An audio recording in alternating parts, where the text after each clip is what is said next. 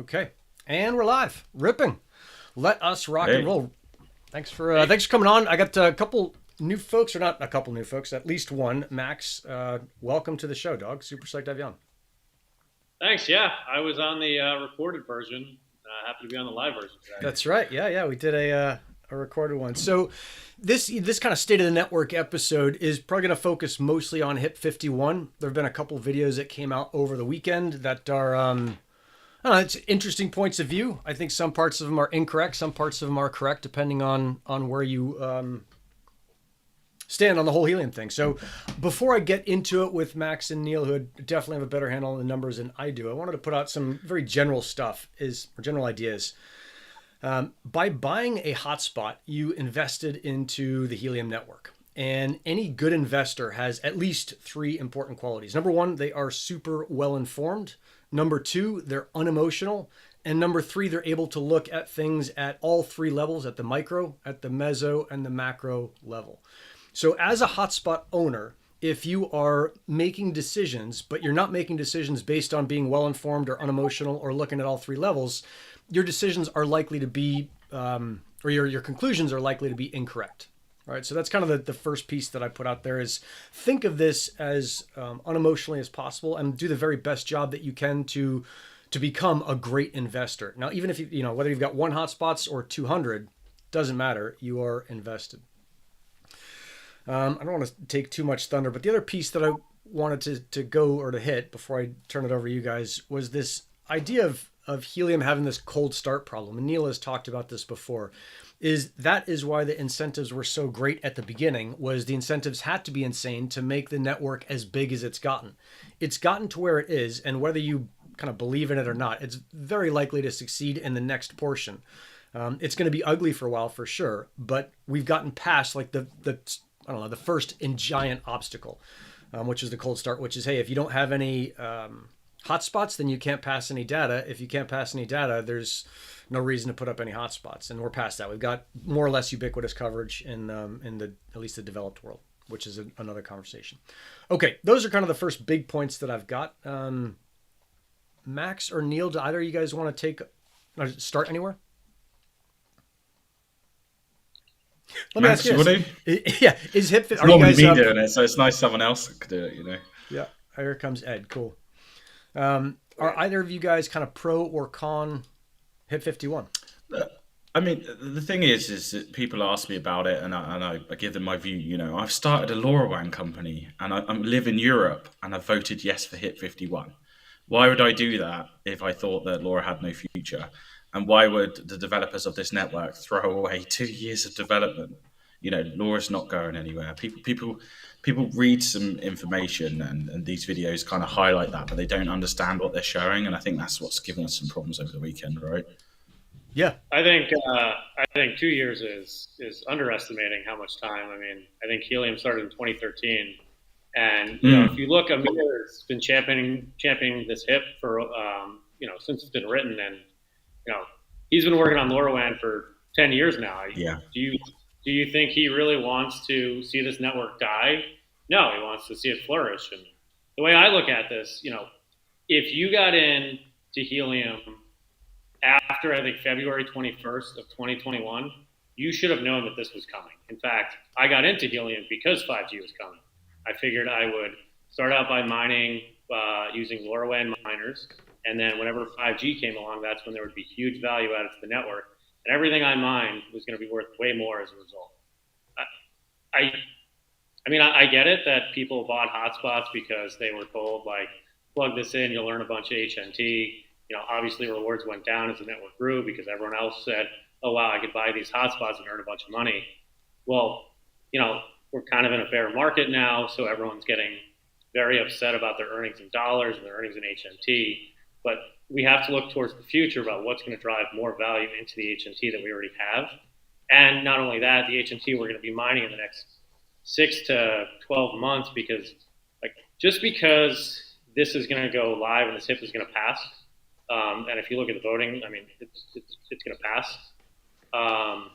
It doesn't mean that we're going to flip the switch and LoRaWAN is going to go away, or LoRaWAN is not going to earn anything, when this goes live, it's going to be anywhere from 94 to 97% of the rewards are going to go to LoRaWAN in the beginning.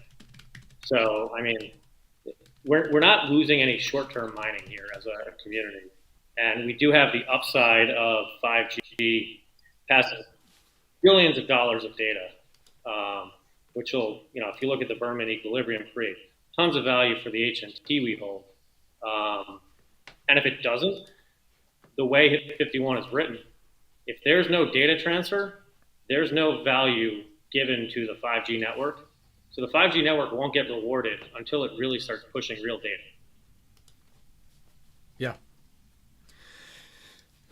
Yeah, Ed, let's see. So Joe P is going to come on. He's kind of the anti HIP 51. I'll get him on and whenever he's ready in 10 minutes. So I'll get him a link. And then Ed, you wanted to come on and clear up some misconceptions, right? Oh, you're muted. At least muted on your side. Yeah. We'll get it sorted out. Hang on a second. It just says you've muted yourself. I'm not sure how you unmute yourself. In the meantime, I'll get Joe a link and we'll get this thing rocking and rolling. Let me take a stab at understanding the big picture on this, because I've read the HIPs and I'm still confused in the details, right? So like doing the actual investor work, I'm still trying to do that for myself.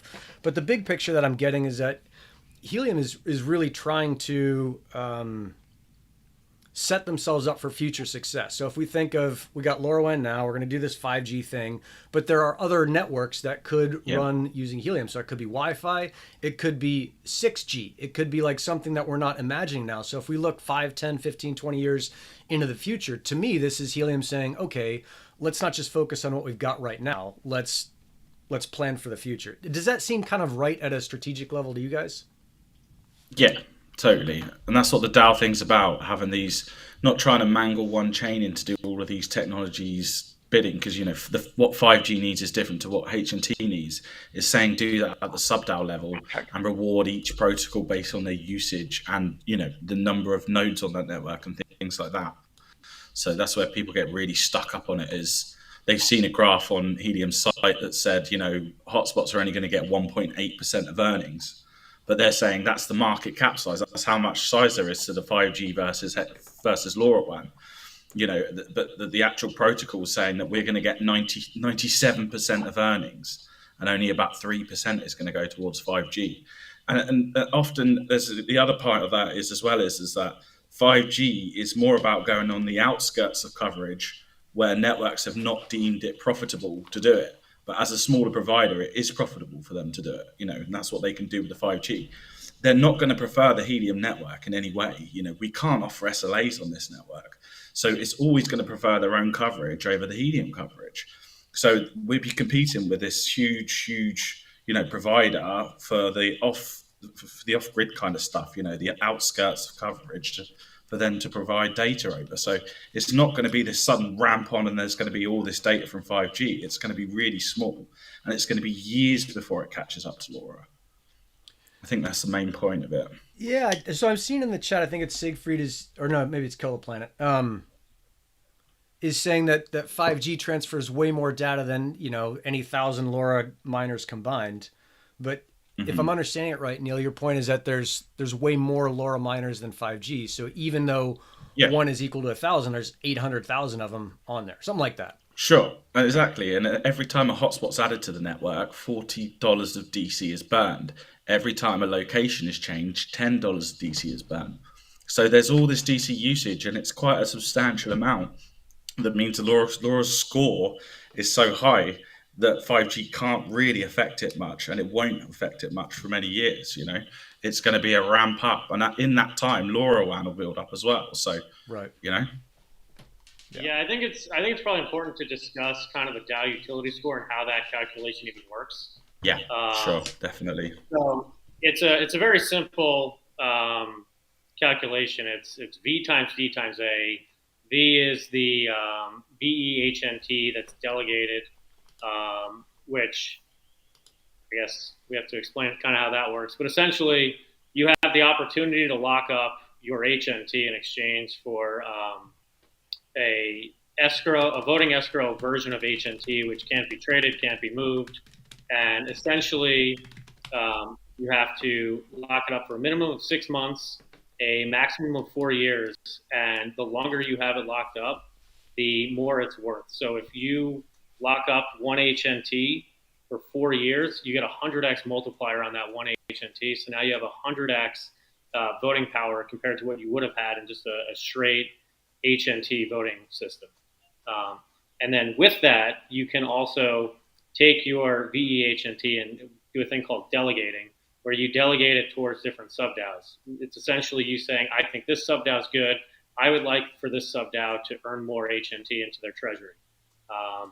The way 52 and 53 are written, and 51 also, 51 makes it so that there's a maximum of 6% of the rewards per sub-DAO that can go to those DNT delegators.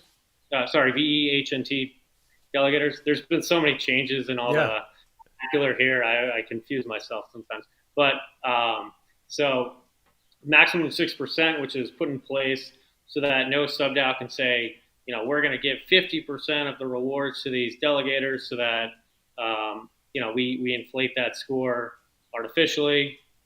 The way 52 is written is 52 will give 6% of those rewards to the VEHNT stakers. 53, which is the 5G sub-DAO, has decided they only want to do 3% to give LoRaWAN more of a chance to earn more, which I personally disagree with. I think they should all be 6%, but the authors of 53 have decided it's important that they kind of extend an olive branch to the LoRaWAN network as they come in. So off the bat, just based off of those numbers, we would expect the LoRaWAN network to 2x the V score of the 5G network. The next is going to be the amount of DC burned, and yes, 5G devices will burn more DC once they're live and once there's an offload deal. The things we have to realize is, one, no offload deal other than GigSky exists right now, and GigSky doesn't push that much data. Number two, that's the thing that's going to generate a ton of money for the network. And again, everyone complaining that the earnings are down. If we're all being realistic here, you're upset that the amount of money you're making is low.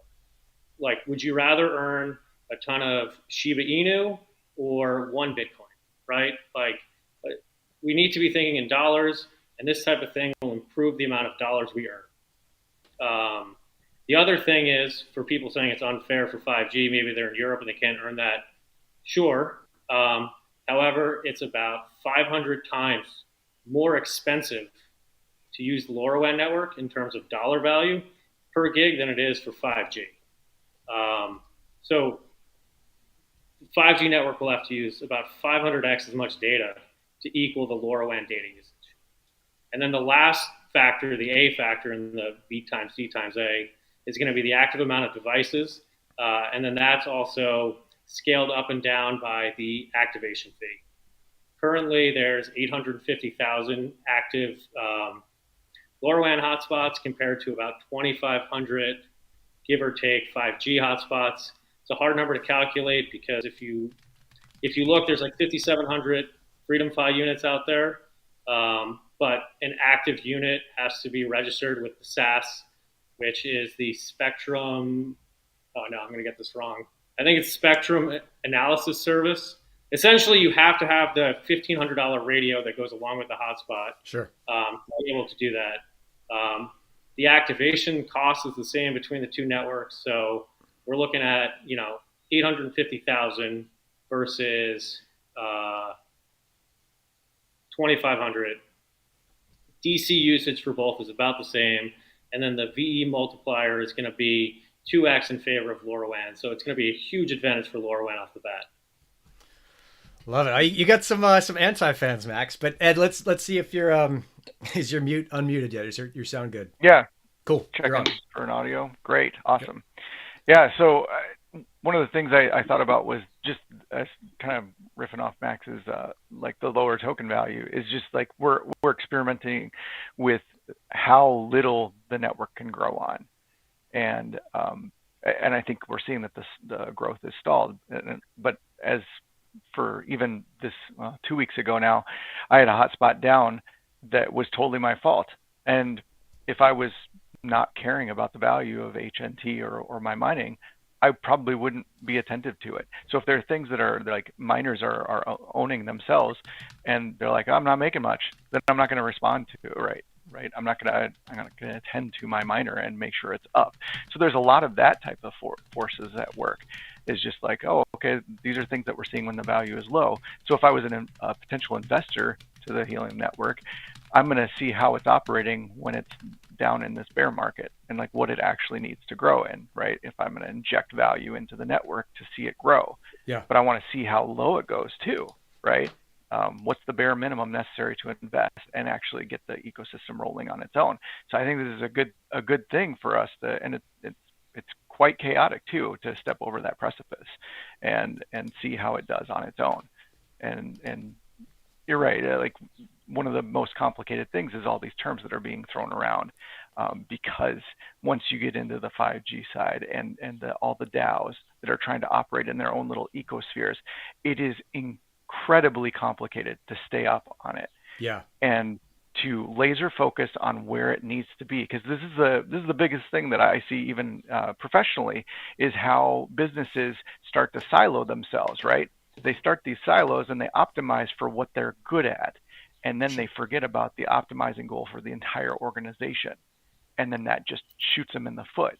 Yep. And so this is that chaotic time where we're going to have to walk through that and need people at every level, the smartest people, the smartest IoT people focusing on what the IoT market needs, the smartest 5G people working on what that market needs, and then the ecosystem binding it all together, those smartest people who see things at a macro level, understanding what needs for everything to kind of circulate together. And so that's where I see us needing to go, and it being chaotic with the token value so low. Yeah. I got it. So a couple things I'm seeing in the chat. Joe P, he's got an invite. I'm sure he's coming on. I'm sure he's just getting ready, so he'll be here. The other thing that I'm seeing in the chat is folks are like, "Hey, the LoRa thing is broken. Why are we moving on?" And I think that's a great question. I would first say sure. the LoRa thing is not broken. The transition to light hotspots is not complete. And, if you go back to a couple State of the Networks ago, we were all making our kind of guesses as how long it would take. And it was going to be, here comes Joe. It was going to take, anywhere from 1 week to a month and a half, 2 months. We're probably into that 2.5 months or whatever, 2 months now. But it doesn't mean that thing is broken. Let me get Joe in here. There we go.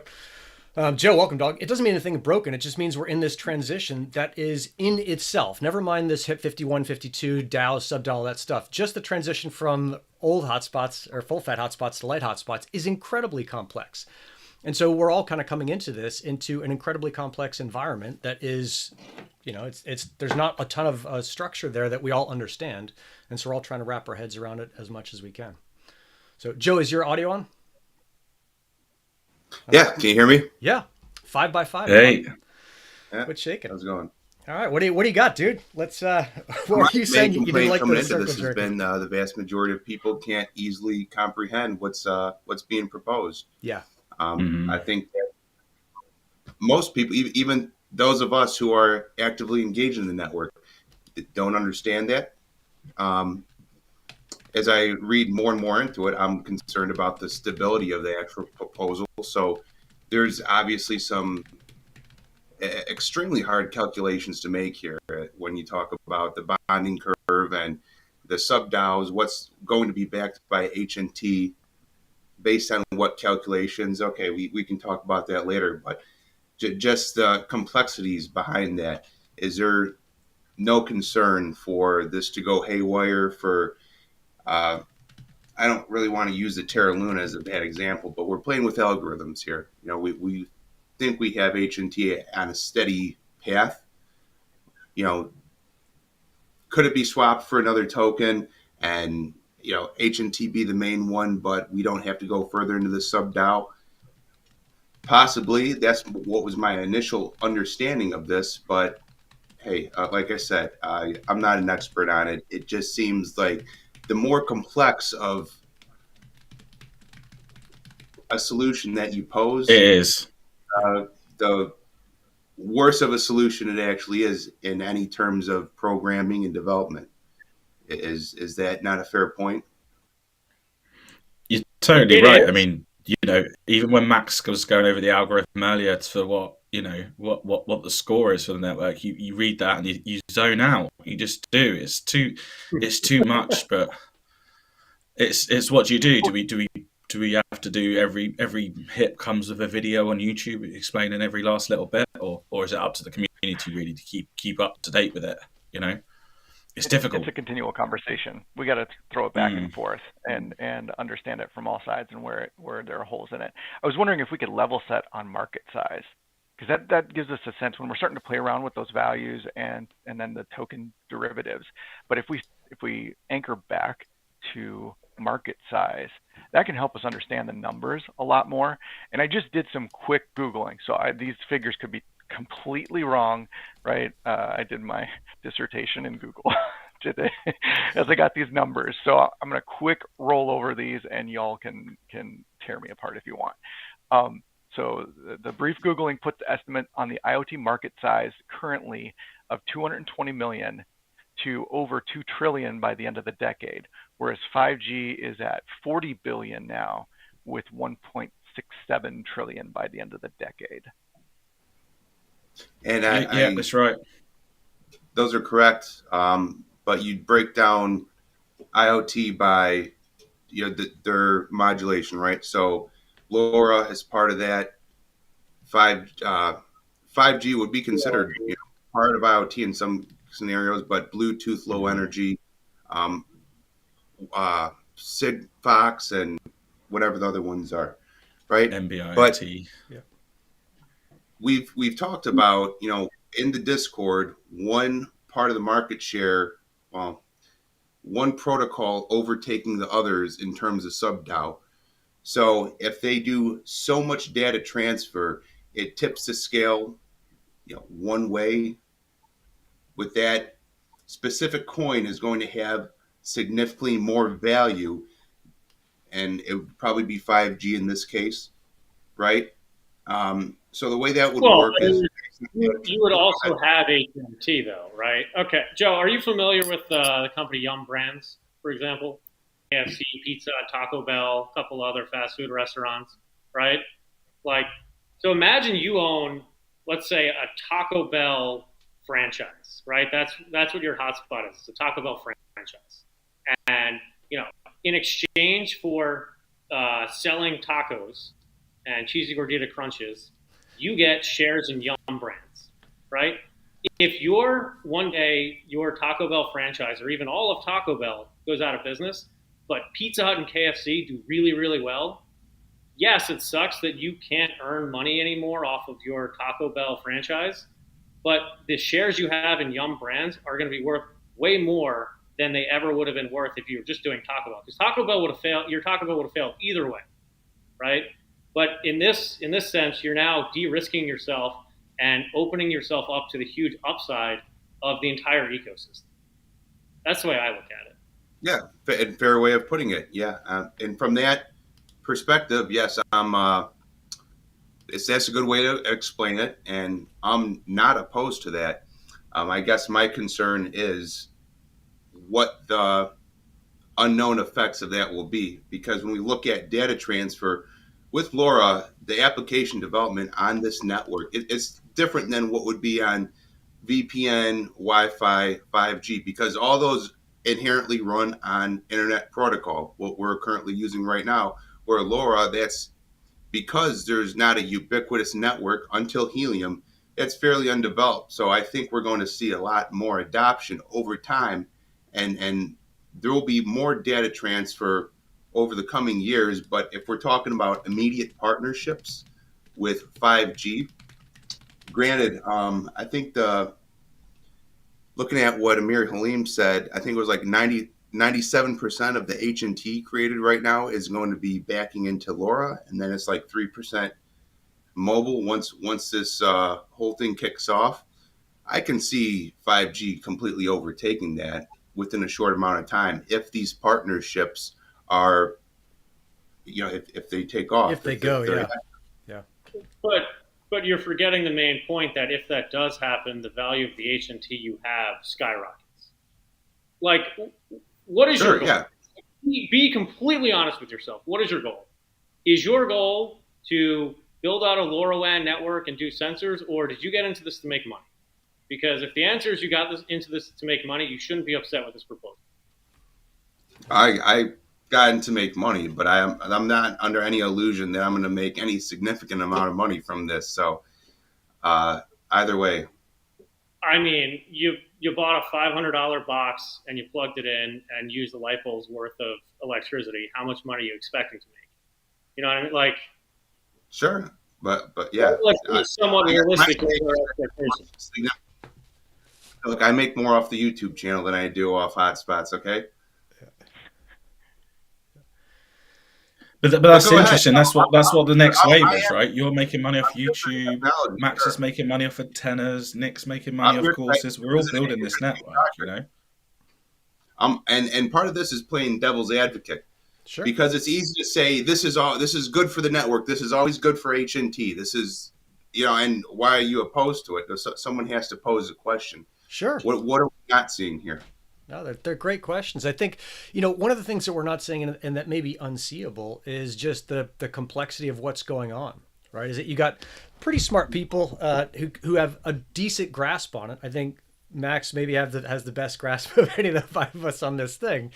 And I'll bet that Max would also say like, hey, I don't have 100% like master's understanding of it. Pretty darn close, but it's not perfection yet. And so we're still kind of pushing into this thing where, because it's something that hasn't been done before, in this specific instance, there are going to be mysteries. Max, am I putting words in your mouth, or do you feel like, no, dude, I totally got this thing? There are definitely parts of this that I don't like. I'll say that, and I think we haven't fully thought through.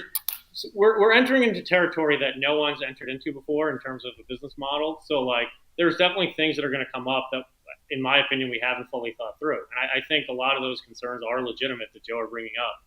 I just think, in general, this is going to be a good move, and we need to act. And part of the problem is, from the time that 5G was announced and that the first Freedom Phi units shipped, another competitor entered the space. And if you look at who is setting up those hotspots for that competitor, it's all people from the Helium network. So now we have a competitor that's come in and are starting to steal some of our best performers. Like, we need to do things to keep people in the Helium ecosystem, because if they're not building Helium 5G, they're going to build this other 5G network, and then we're going to get nothing out of that. And then regardless of if the LoRaWAN network does well or doesn't do well, we're going to be stuck with just, essentially one network unless we start making these changes. And then you open yourself up to way more risk if there is only just the LoRaWAN network, because now we're just living and dying by the LoRaWAN network. Interesting. So I hadn't thought about that kind of. I've seen comments about the pressure of competition, but I hadn't understood that. So that's pollen that you're talking about, or do we not want to say that name? Yeah, I'm imagining it's that, because I can't think of another one that's pushing out 5G. And I'm certainly seeing folks in Helium who are like, yeah, I've got a pollen thing in my building. They're checking that out. One other piece to go into, and this is a total sidetrack, but I was talking with Nick Huff over at Uplink Engine and Lake Street Software this morning, and we were talking about this kind of mining, like where people are with mining, because there was another guy who came out with a YouTube video saying, if you've got a pre-order, cancel it, which is like, that's fair. Like if you want to buy a Helium hotspot right now and just plug it in your window and make money, that's not a good use of your money. But Nick was saying, if you were late to mining, be early to network utilization, and that is the giant piece that is out there for all of us who are willing to work a little bit harder, who are like, hey, passive income maybe is not my thing or not what I'm looking for here. I don't mind doing active work for active income. And you see Neil building TrackPack. And I'm working on all these different projects, with Nick. You see Max building a business. Like, there's all these other businesses that can be built on top of it. Think of the data credits and the HNT. I think of those as like gravy or support, not the main part of my business.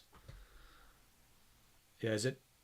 Yeah. I mean, we're living in a world where LoRa is so new still. It's not. There's no existing sensor data. We have to build this thing, and it's about education as well.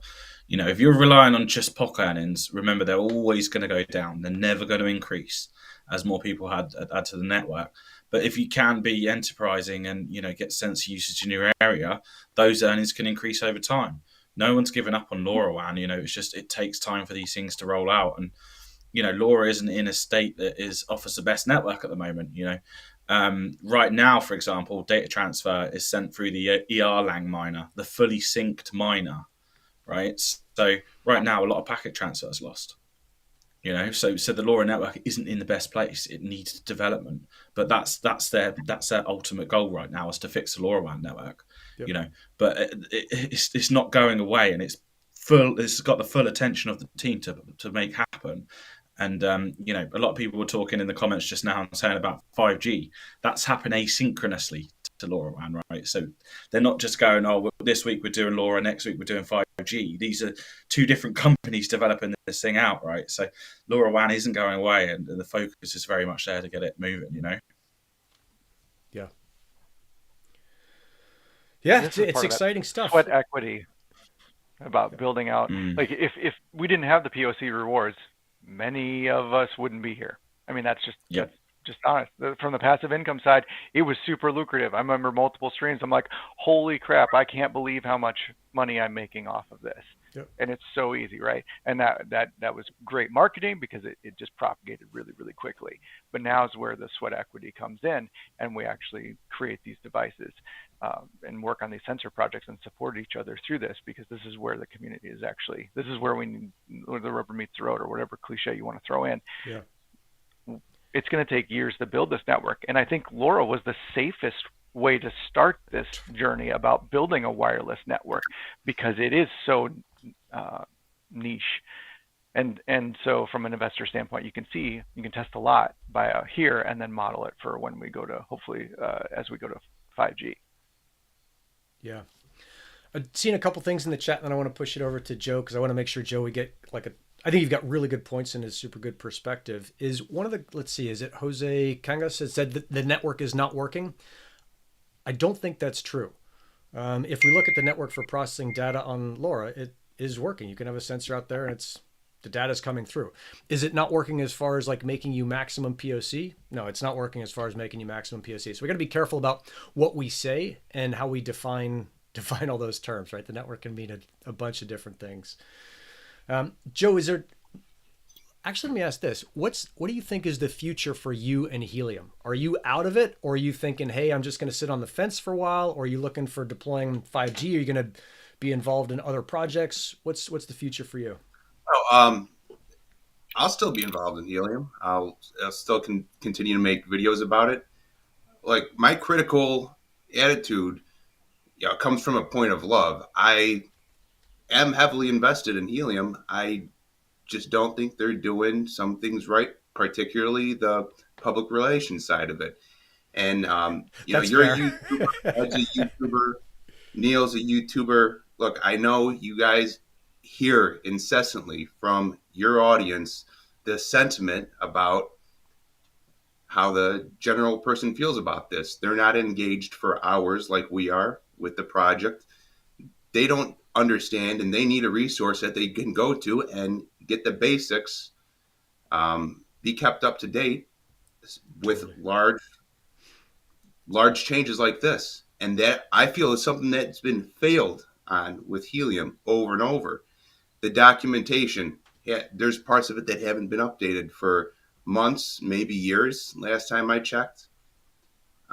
Reading through it, I think that's reasonable, Joe, but you may be having, what do they call it? Like there's some word for observer's bias or something. Because I've got the opposite thing. Over in the Gristle crew, I got this group of people, and we meet every week, and we're all fired up on it. It's like every Tuesday, it's like, oh my God, there's like these 900 businesses here. There's just 7 things here. I'm going to go to this orchid farm, check out this pot farm, look at this thing for tracking people. Like, the people in my group are psyched on it. And I think a lot of these YouTube channels, like, you attract the people who want to hear what you have to say. And so you've got these giant channels who want to hear FUD.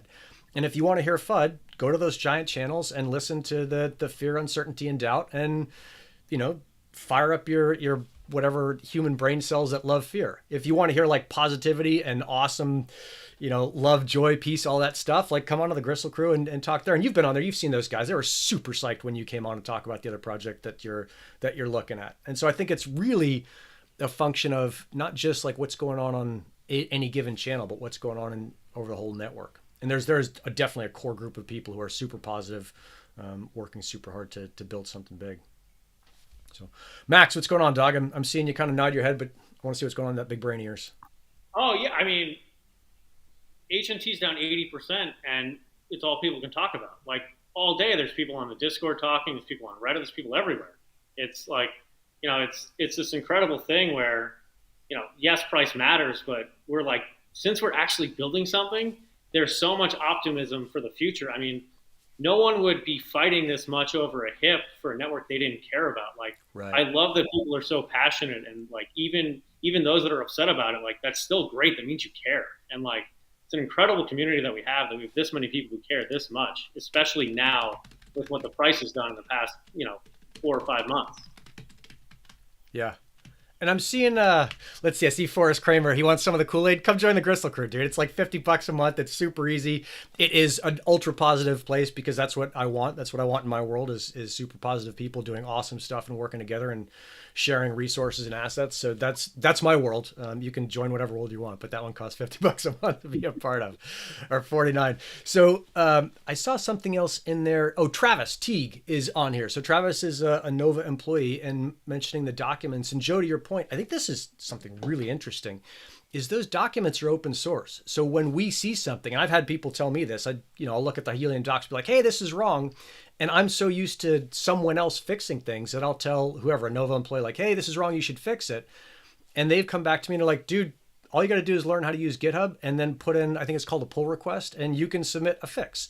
And so we're in this decentralized world that is very different than anything most of us, including me, have been a part of before. Like, I want them to fix it. And they're like, dude, you're a part of this network. You can help fix it too.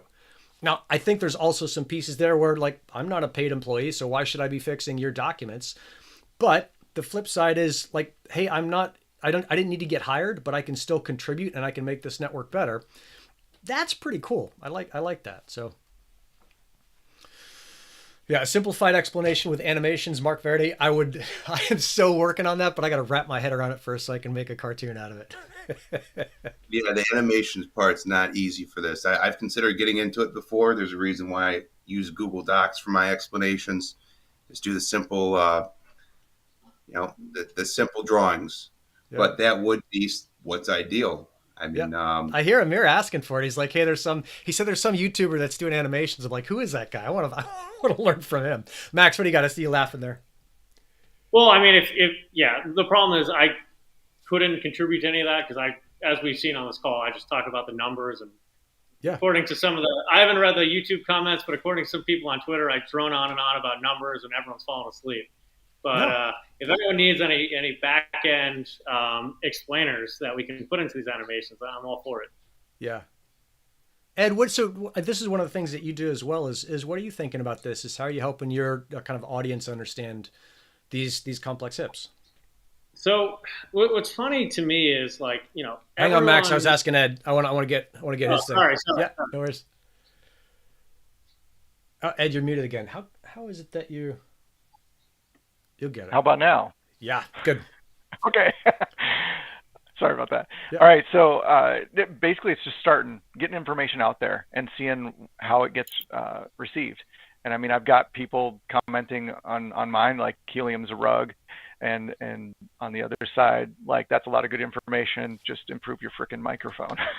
Sure.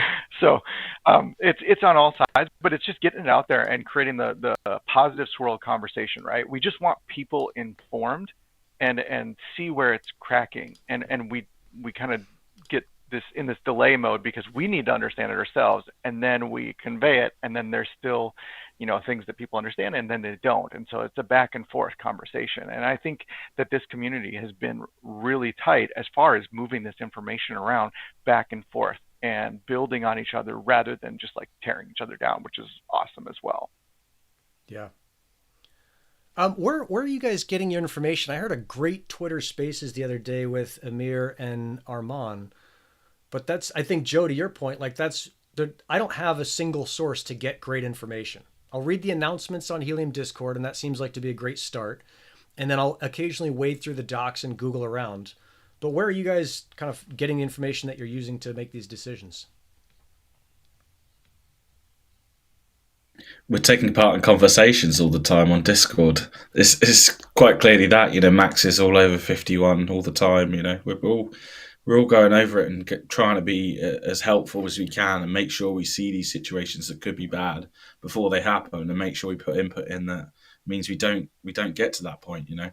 The people that write hips and really get into technical detail is slim, but that's no fault of their own. These are publicly open rooms. It's just people don't seem to engage that well in them. They just fly in when something goes for a vote and say, I don't like this. Right. But, the people in the room have been talking about it for years in some cases. It's nothing new to us. So we've seen all these conversations happen and kind of evolve out. But then we think, right, it's ready. Let's put it for a vote. And everyone just goes nuts. Like, where's the talking about it? Where's the explanations? And it's difficult with 51 because it's had so many revisions.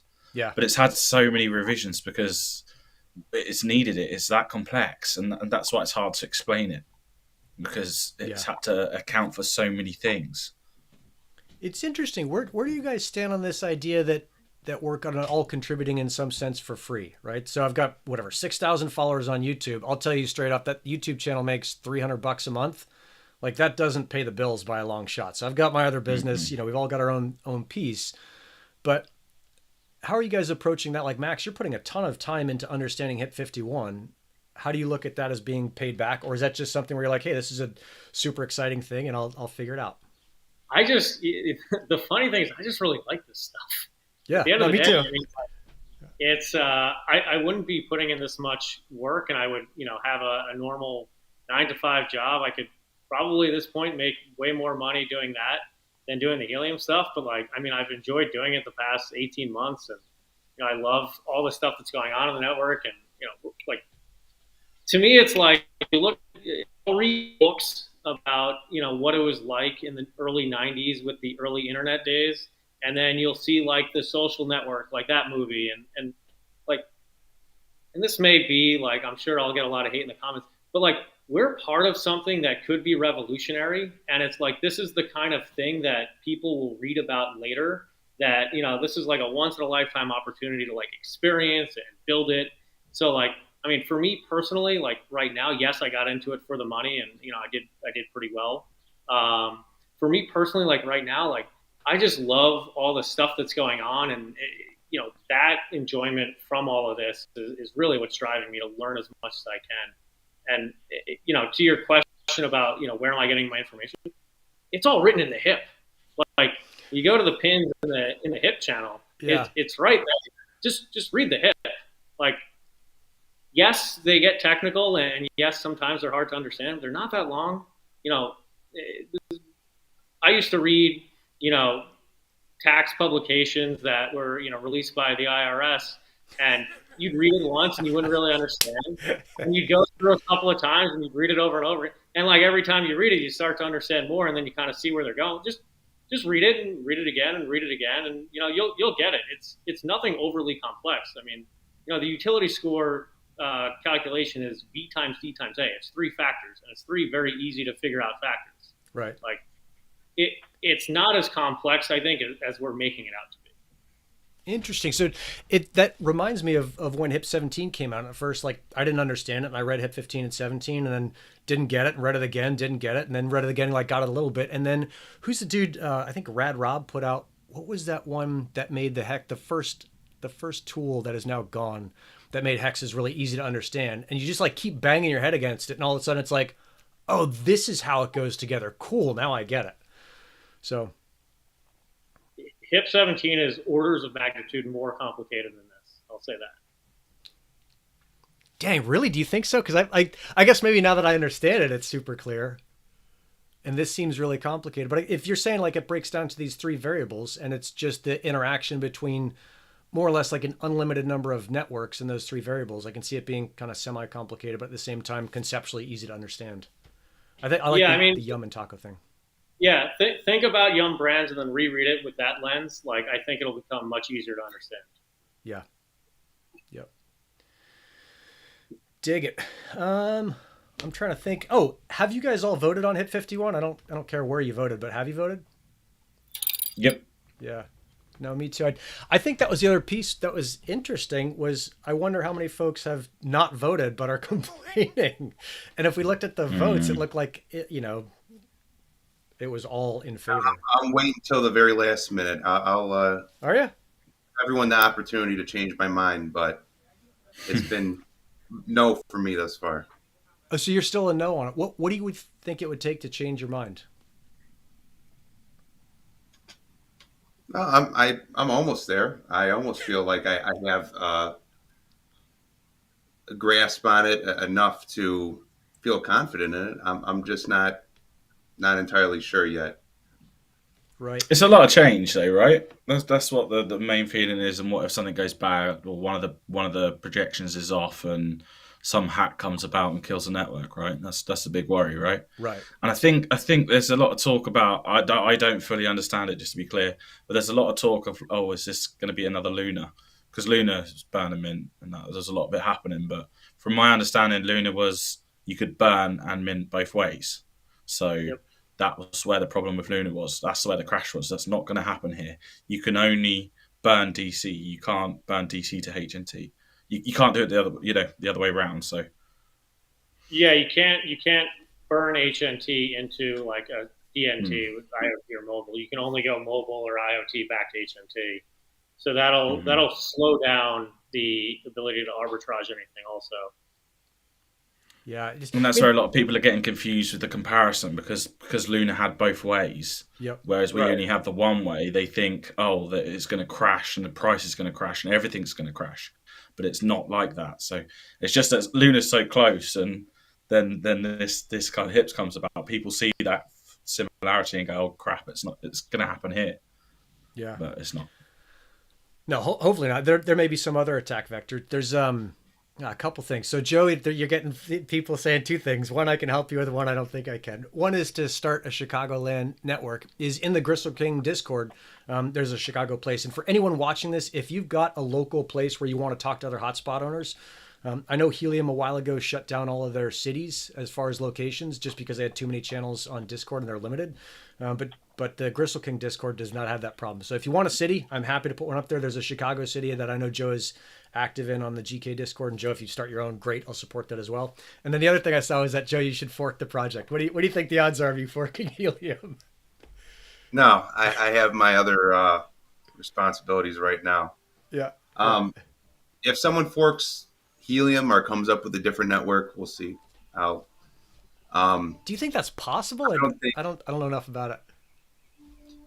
It's possible to start a competitor. I don't see them doing it in the exact mirror of Helium, and it's going to take years to come up to speed unless they decide to invest significantly in a development team. I just don't see it happening anytime soon. But hey, I'll entertain the rumor that some of these manufacturers are going to push an over-the-air update and wipe out the Helium software and push their own image and start mining their own token. Really? They've Why would they do that? What would be I'm semi kidding here. They've been saying that forever in the Discord, but when I brought it up in the past, I've gotten the response, "Hey, don't joke about that because that's actually a threat to our network that could happen." So take it for what it's worth, I guess. Yeah. All right. Fair. Yeah, I don't think that's nothing. No offense to you. I don't think that's worth very much. Ed, you when had, IOTA finds it funny. yeah, no, it's a funny thing, but it's. Let's see, Ed, you had sent this over. So we're talking a little bit about voting. I'm seeing in the chats people are saying, "Oh, it's voting's not fair," or this or that.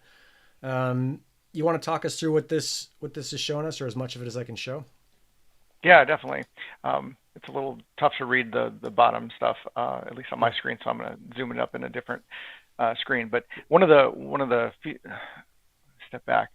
Part of this awesomeness of being in decentralized and being able to talk with the devs is ability to throw out these ideas and say, okay, So, and I remember there was like an idea to vote one hotspot to one vote, right? And so I'm like, you know what? Why don't we just go to the blockchain because it's all there and show data on a diversity of like lenses of how the votes would have come out, and you could take it from any vote. But the current one, Abai did this graph on just different lenses of how you could approach it. So from if we weighted a HNT, or we just looked at wallets themselves, or wallets between balances of, let's see here, it's greater than or equal to 100 tokens to less than 1,000 wallets. And so you can see like just a very different, I don't want to say disparate because it's not in contention, but it's still aligned, arguably. The most on there is 20% against, and that's in HNT weighted greater or equal to 10 and less than 100 HNT wallets. So if you do think about that, to me that sounds like to the point of some other YouTubers out there is the little guy, right? The person who just got their hotspot, maybe got enough tokens in the last couple months, but then is just really frustrated about their ability to gain their investment back, right? Or they've been waiting for a long time, and that's really frustrating. Is that, hey, I'm going to be against anything that could remotely come against the value that I could earn right now because I haven't gotten my due diligence in this, and so they're new to the network. So in my mind, this is a really, in my mind, fair way to look at these metrics and the voting outcomes to say, hey, are we aligned as a community on this or not? Or where is there tension? And then go in on that and dive in if we need to. Yeah. So the graphic for those of you that are watching this on tiny little YouTube screens, the green is the votes for yes, in support of HIP51. The pink is the no. And then each one of those bars is like a different way to slice that data. So in some of the bars, it's just the number of HNT in a wallet. Some of them, it's just the number of wallets. Some of it's the number with, X amount of HNT or more over it or under it. I'm curious, Joe, because you're super good at the kind of devil's advocate side, is you look at this chart, and I'll go back to looking at all of us in a second. And what are you seeing this indicate? Do you see some kind of, what does it say to you? There's not enough engagement for us to complain about the current voting mechanism, unfortunately. Got it. Okay, I totally agree. Yeah. Totally agree. I think that when we on Kronos chain, on crypto.com's chain, when you have a vote, you have to have a minimum amount of CRO voted on the subject for it to be even considered. So even if it wins, if it doesn't use a certain amount of available supply against it, then it doesn't count. And I think we need to move to more of that situation because there's 800,000 hotspots, probably over 250,000, 300,000 hotspot owners out there, and we're getting a few thousand vote on a hit. This is another situation back in the past when the network was new. 20 people voted 𝗪𝗵𝘁 in. A few thousand people are going to vote in now at HIP51, which is a massive change. But people just think that, I'm not going to vote. It's all weighted one way. But even though when it's all on blockchain, we can show every way's winning. It doesn't matter how you do it. But if you don't vote now, you're not giving us the information that says, maybe these people with 10 HNT in their wallet or 100, maybe they're quite clearly winning on the no. Maybe that's something we need to think about. Yeah. But not voting doesn't show that, it doesn't help anyone. Super good point. So there's a guy in the comments who's pretty typically kind of anti-helium stuff, Prince Ben, and he's always like, my vote doesn't count, or this is a rug, or whatever, whatever it is that he says. But it's a great point, Neil, is that if only the people in favor of this are voting and everyone else feels like their vote doesn't count, we don't get a chance to hear you. And this is the only way that we get a chance to hear you. You got to vote. Yeah, the worst category there was like 20% against. So, Yeah. Yeah, 160,000 people in the Discord and only 5,000 voted is what 619's saying. So it's... Exactly. Yeah, so as far as we see it, everyone's for it. Yeah. Yeah, I'm not particularly a fan of the way voting mechanism happens now, but it's like I said, if we don't have enough participation to prove that point, there's no point of complaining about it. Yeah. So, Joe, you haven't voted Exactly. yet because you're saying, "Hey, I'm going to wait to the last minute." I think that's a reasonable way to approach it. What might other ways be? I'm seeing this in the chat. Why someone would not vote? What's like a good reason to not vote? It's not a high cost, right? It's like pennies or No, it's something. not a high cost, but I think there's a lot of misunderstanding about the cost. But it's just a fact of I'm not going to spend that whatever it comes down to is like 10 cents of HNT to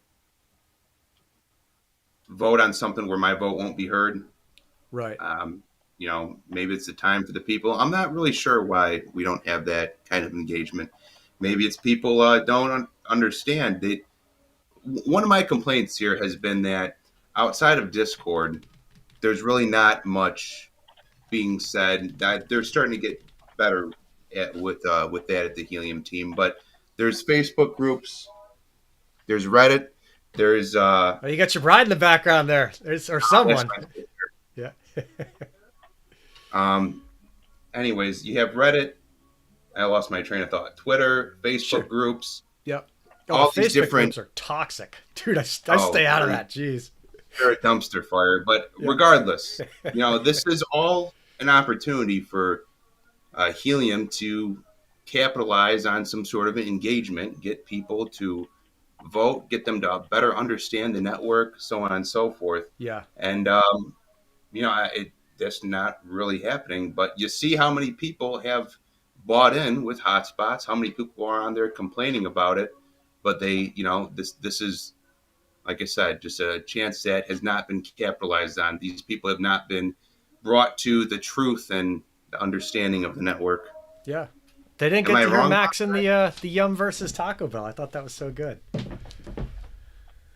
I think a lot of that's changing though, right? Nova's going through a hell of a lot of hiring, and there's a lot on PR focus and things. And I think things will get better, but yeah, definitely, you just can't throw hips like this at people and expect them to understand it fully without some support. But there have been better things, like you say, the Twitter AMAs, the Discord AMAs.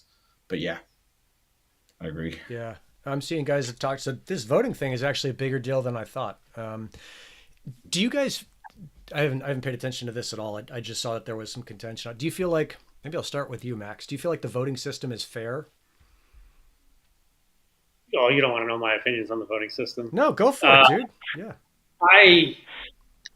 As I said in my first interview with you, I came into this not from the crypto side, and I think a lot of the ways that crypto projects are run give way too much power to everyone, and being decentralized is great until you can't make changes. Look at Bitcoin. Bitcoin hasn't done anything in 12 years. So now that we've moved past this digital currency phase, and now we're starting to run actual companies using blockchain, you're gonna get beaten by your competitors if every time you want to make a small change, you have to spend all this money on PR, and you have to get everyone's opinion, and you have to vote on everything. We're very much in a startup phase. Yeah. And, I guess, in the life cycle of a tech company, we're in the post VC funded pre-IPO phase where we have a good thing and we're growing, but, there's 5 other companies out there that are trying to do something similar. And if we're not the best at what we do, then they're going to overtake us. Yeah. And I think the whole decentralized voting thing and decentralized decision-making hinders us in that sense.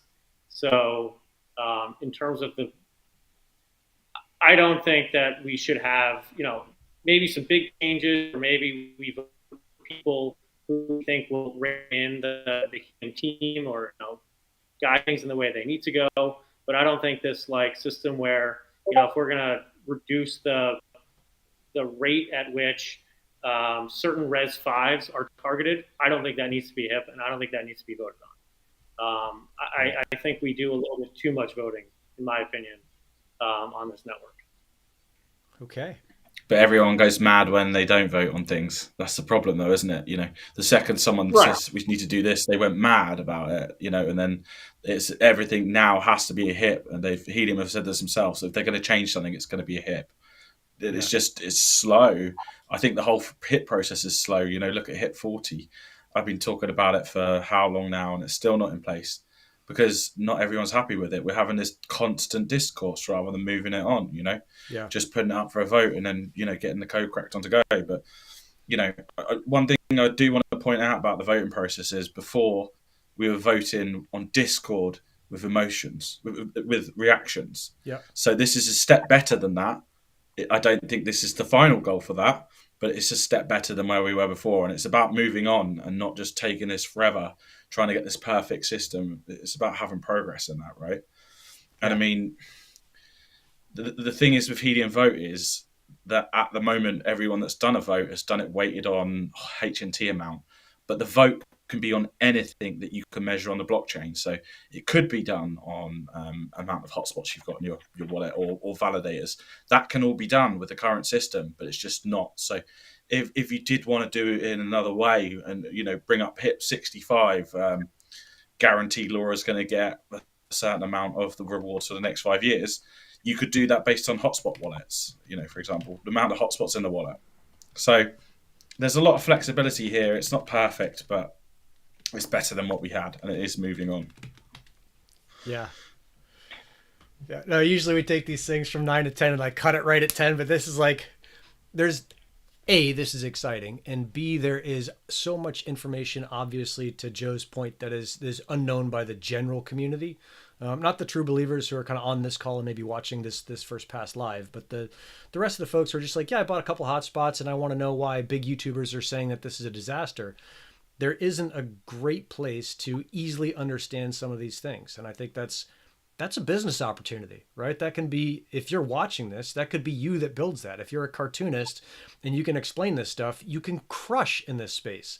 And that's kind of one of the closing pieces is there are so many avenues to win in Helium right now, right? You can build a product on it. You can sell equipment to it. You can build an educational YouTube channel. You can sell courses. You can build memberships. You can build deployments, right? I just went up to, I think we talked last week in the Gristle Crew, I'd gone up to this Economic Development Council. There's more farms in San Diego County than any other county in the U.S.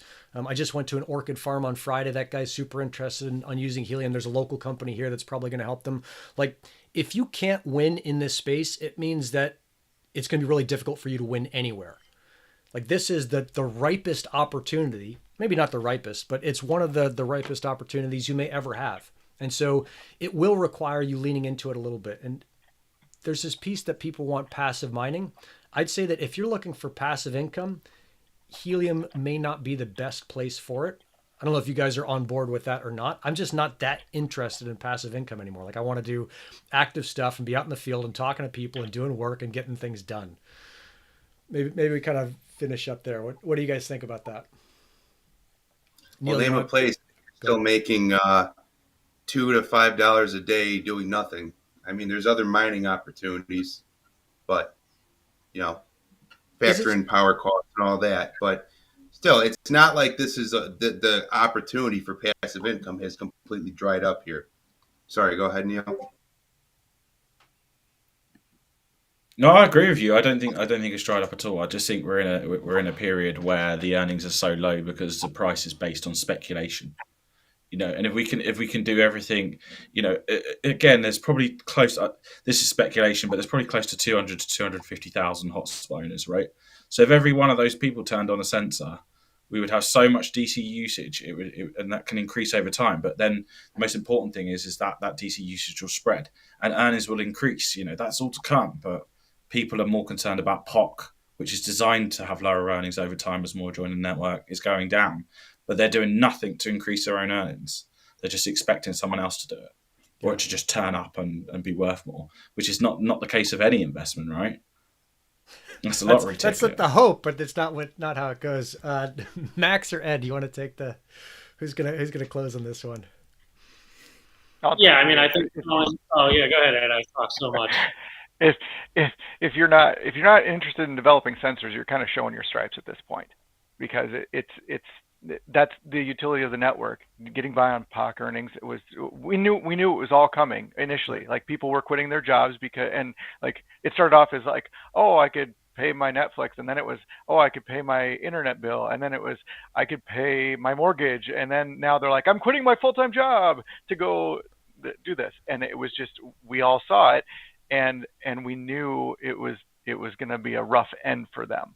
Yeah. And we could give them as much caution as we could, but when that token price is skyrocketing, people see the dollar signs and will act of their own accord.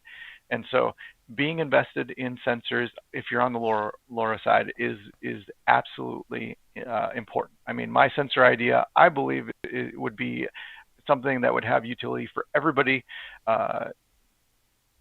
Everybody. I mean, there's loved ones. It has. Is this utility. sensor idea public and I just missed it, or is it still a secret? Technically, it is.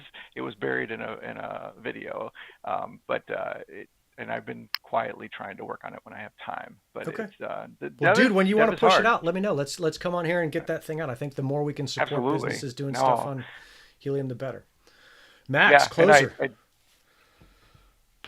I think the idea that helium mining is passive income is one of the biggest lies. It's the least passive income I've ever experienced. I mean, for a while I was flying to 2 or 3 cities a week, getting hotspots set up, and I'm at the point now where that's kind of winding down.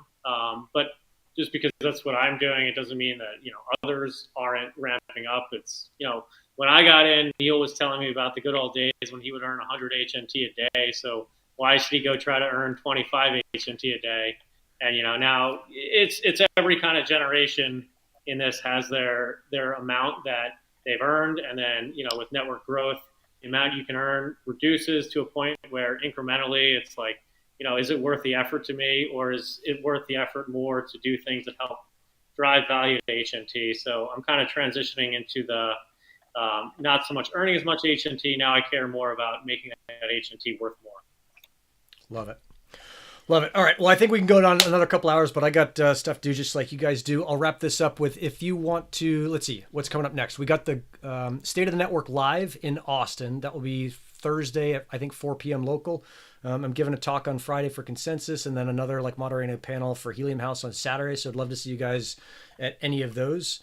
Max, I know I'm going to see you in Austin for sure. I'm psyched on that. Ed, are you going?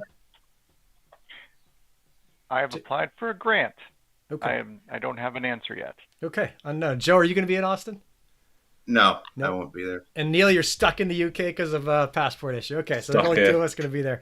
The other piece is, and this is a shameless plug, is that if you want to be around super positive energy and growing the network and learning from people who are psyched on it, is join the Gristle Crew. Go to gristleking.com, look for the Gristle Crew tab. It's pretty easy. It's $49 a month. If you don't like it, pop off.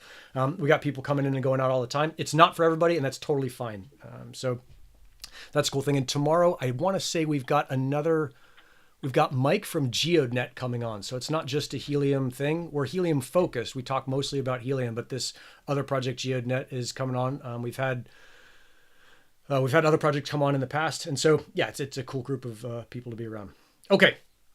Anything else? Any last comments, Joe? I want to make sure you get the kind of last word here. I know you are our devil's advocate, so I don't want to rob you of a voice here. No, I don't have anything right now. Okay. Ripping. Thanks, guys. I will see you. Go ahead. I said I appreciate the opportunity. Yeah, dog. Always psyched to share perspectives and get people on here and make this as fair of a convo as we can, so that everybody gets a chance to see what's going on and learn where they can learn. So cool. Thanks, guys, for coming on. I will see you guys on the next show or Discord or wherever. Rock on. Bye.